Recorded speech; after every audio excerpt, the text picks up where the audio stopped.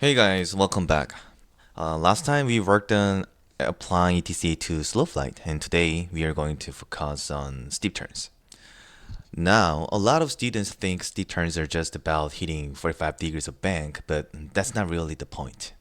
What we are really trying to do is keep the airplane smooth, coordinated, and stable as the workload increases.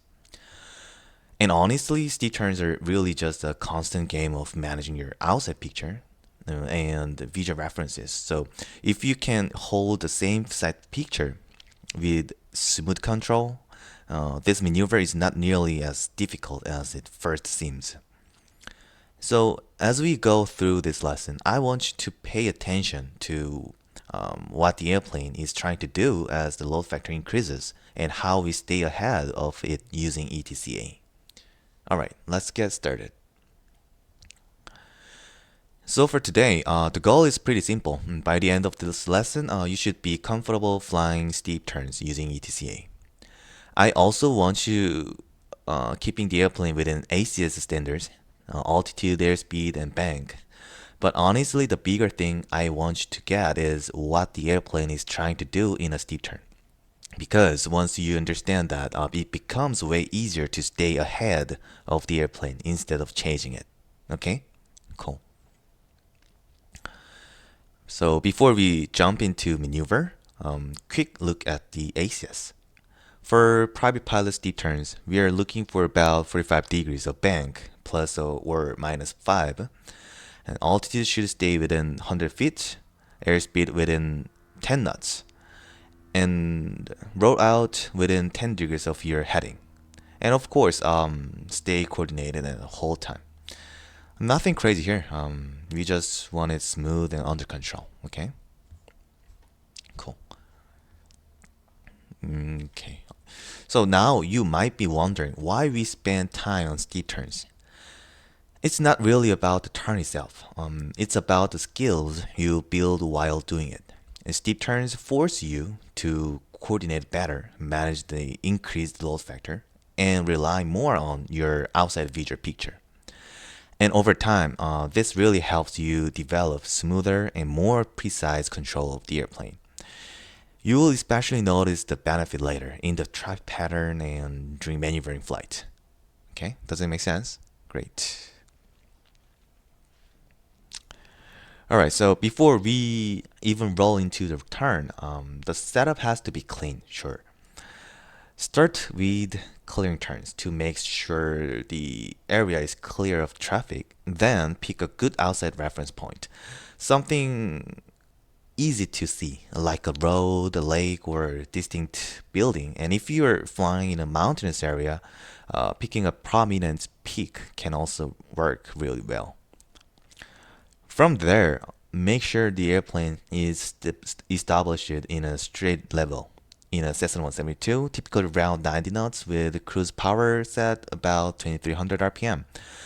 And most importantly, the airplane should be trimmed and stable at or above 1500 feet AGL. And if the setup is rushed or sloppy, the steep turn is going to feel way harder than it should. Cool? Great.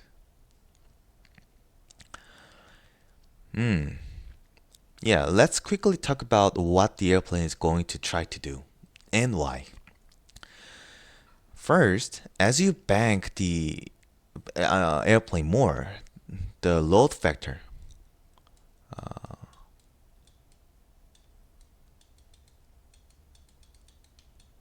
the load factor increases. Load factor is basically how much weight the wings are supporting compared to normal straight level flight. In straight level, you're at 1G, just your normal weight. But in standard private pilot steep turn at about 45 degrees of bank, you'll feel roughly about 1.4G during steep turns. So the wings are working noticeably harder. Think of it like this: the wings now have to hold up now, not just the airplane's weight straight down, but also deal with the turning force. So the wings are working harder. Next, when the airplane bangs, the lift the lift vector tilts to the side. So this one lift vector goes tilt to the side. Okay. So yeah, in straight and level flight, the lift points mostly straight up, right, and holds the airplane up. But in a steep turn, part of that lift is now being used to turn the airplane sideways. So there's less left. There's left. I'm sorry. There's less lift left to hold the airplane up vertically. And what happens when there's less vertical lift? The airplane naturally starts to lose altitude, right? So you might also see the airspeed slowly start to decay. That's because you're adding back pressure to hold altitude, which increases drag a bit. And remember, the engine is still creating left turning tendencies too. So mainly from like P factor and spiraling slipstream. Basically, the propeller is pulling and twisting the airplane slightly to the left, especially when power isn't in. So the big idea here is simple. Just anticipate what the airplane is about to do and don't wait until you're already chasing it. Doesn't it make sense? Great. All right, as I mentioned the left turning tendencies just before, let's break down left turning tendencies a little more clearly. There are four main contributors, which are torque, P factor, spiraling slipstream, and gyroscopic precession. First is torque. And this comes from Newton's third law. So every action has an equal and opposite reaction, right? So as the propeller spins to the right, and the airplane naturally wants to roll slightly to the left as reaction. Okay. So you'll notice torque the most during high power and low airspeed situation like takeoff or power on stalls. So how we counter it? Just use right aileron as needed and maintain good overall control. Okay. Cool. And next is P factor. And this shows up when the airplane is at a higher pitch angle. When the nose is up, the descending blade, this one is descending blade because the propeller is rotating clockwise, okay? So descending blade on the right side of the propeller takes a bigger bite of air than the ascending blade on the left side. So it creates that creates more thrust on the right side, and which yaws to the left. Okay. So you'll see this most during climbs, go around, and power on stalls something. And to counter this, primarily with right rudder to keep the ball centered. Okay. Right aileron.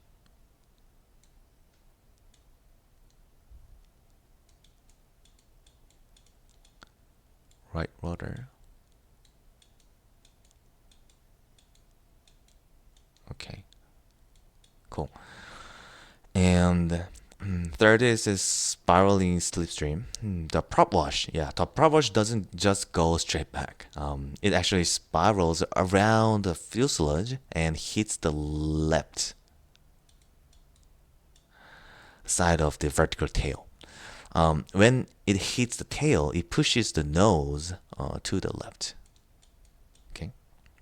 So this effect is the strongest when power is high and airspeed is low, like during the takeoff and climb.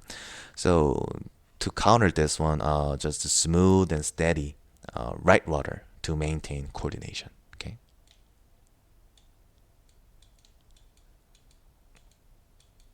Cool. And last is gyroscopic precession. This mainly shows up in tailwheel airplanes, but it's still good to understand because the propeller is a spinning mass. When you apply a force to it, like pitching the nose up or down, the effect shows up about 90 degrees ahead in the direction of rotation. So what I mean is propeller is a rotating mass, rotating object. So the force you felt at 90. So coming here, and it yaws to the left. Um, yeah, so well, in most training airplanes like the Cessna 172, the propeller rotates clockwise from the pilot's view.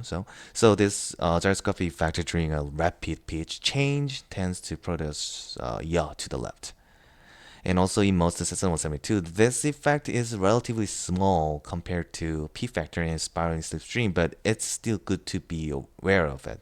Uh, and how we counter it is just use smooth control inputs and proper rudder as needed. Okay, cool.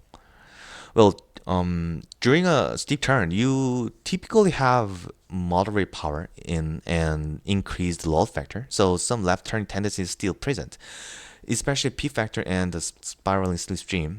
And that's why you still need coordinated rudder during the turn to keep the ball centered.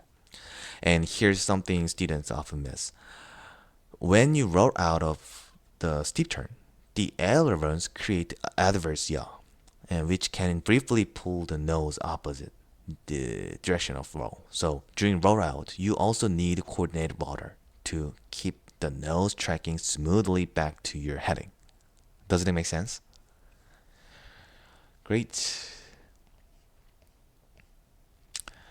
Yeah, let's walk through the entry first.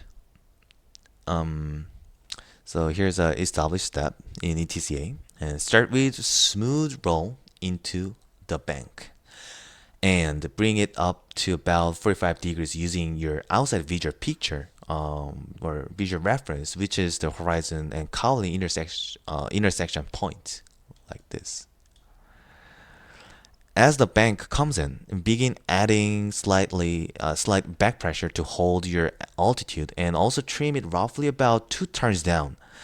In most Cessna 172s, you will typically see the nose come up about 2 fingers width above your stream level picture. Okay. And also at the same time, add a small amount of power, usually about 100 to 150 RPM, to help maintain your airspeed. Cool. And once the airplane starts to stabilize in the turn, add a little nose up or down trim depending on the situation, just enough to relieve the control pressure. And remember, if you keep the exact same pitch picture you used in straight level flight, the airplane will will almost always to start to lose altitude. Okay. Cool. Now earlier in the established step, we already added roughly about 2 turns of trim, right? But once the airplane is fully stable in the turn, this is where trim really matters. Go ahead and fine tune to the trim just enough to take out any remaining control pressure.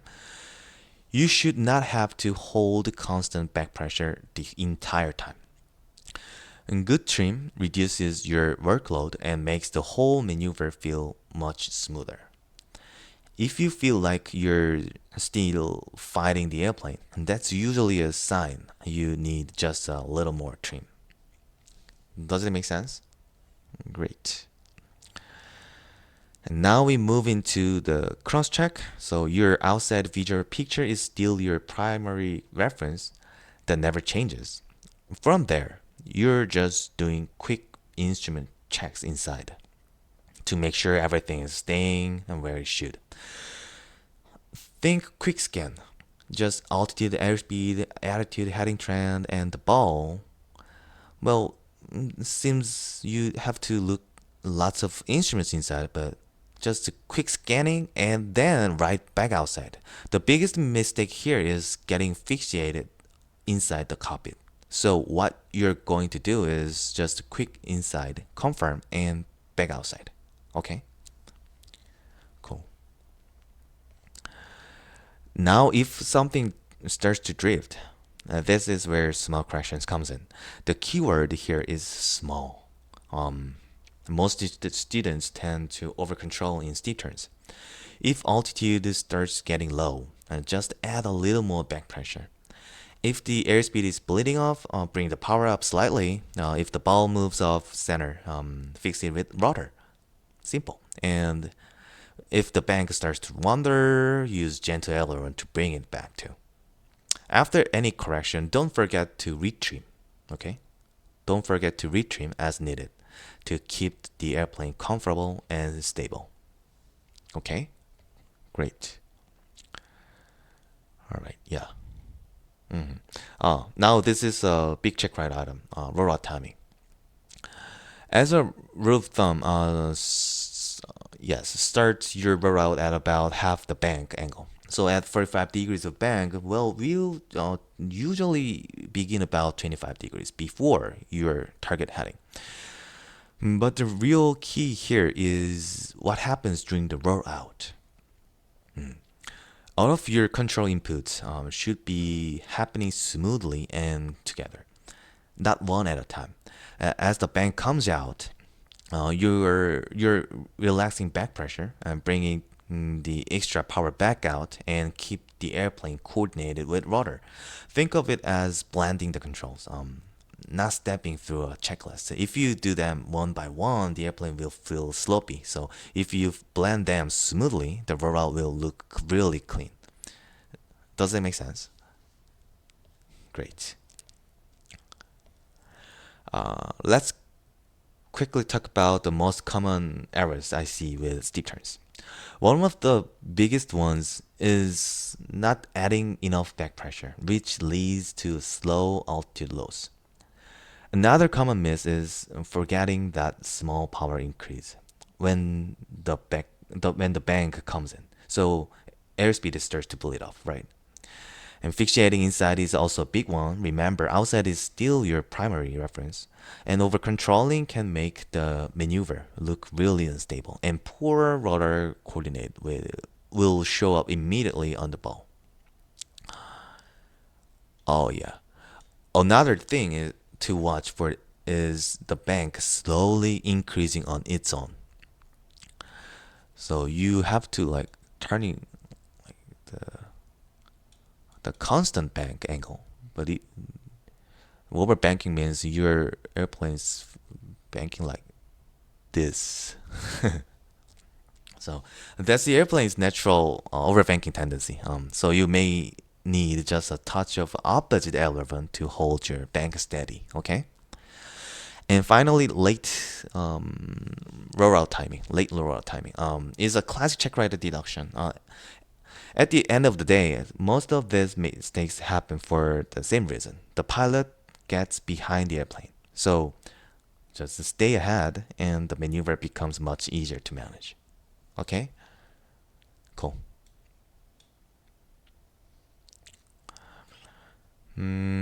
Here's a pro tip I give almost every student. Think pressure, not movement. In steep turns, you're not making big control inputs. You're making small, smooth, continuous pressure adjustments.